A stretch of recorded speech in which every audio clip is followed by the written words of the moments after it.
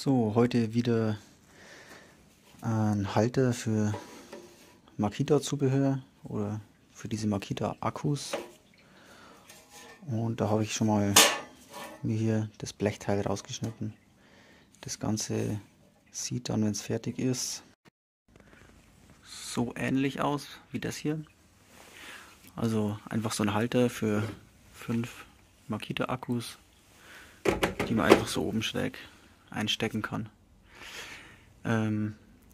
Dieser Halter hier ist die Version 1. Ich habe das Ganze nochmal ein bisschen überarbeitet, weil das hier zu schwer zum Biegen gegangen ist. Also ich habe die Aussparungen noch ein bisschen kleiner gemacht. Einfach weil bei dem 3 mm Blech ohne Kantbank, dass man es leichter per Hand biegen kann.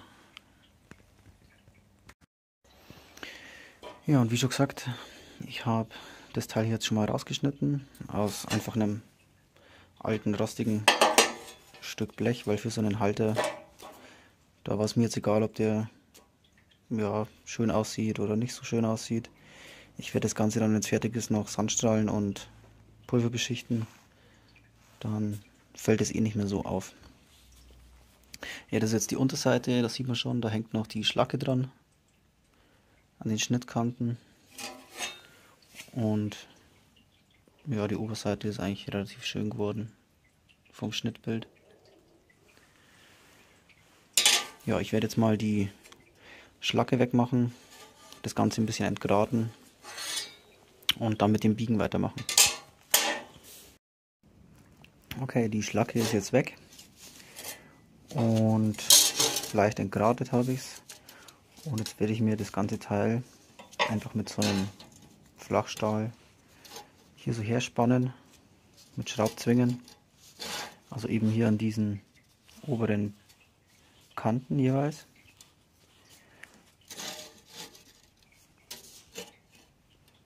So ungefähr. Und dann biege ich das ganze Teil hier ein Stück nach oben. Okay, jetzt war ich ein bisschen zu schnell. Jetzt habe ich vergessen, den zweiten Biegevorgang zu filmen. Ich habe mir das Teil dazu an die Kante hierher geklemmt. Einfach wieder mit so einem Flachstahl. Und dann hier diese Lasche mit einem Gummihammer einfach umgeklopft. Also so super gerade ist es jetzt nicht geworden, aber das muss auch keinen Schönheitspreis gewinnen.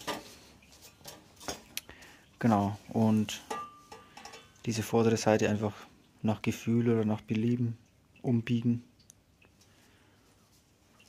Und dann ist es eigentlich auch fast schon fertig.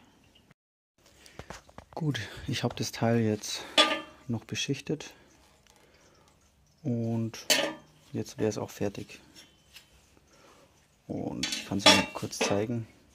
Also aufhängen werde ich es jetzt nicht, weil wie schon erwähnt, hatte ich ja schon so einen Halter gebaut und den jetzt nur noch mal überarbeitet, dass er leichter zu biegen ist. Aber im Endeffekt ist er fast genauso. Also man kann, wenn er an der Wand hängt, die Akkus hier einhängen. 5 Stück. Und dann sind die gut verräumt.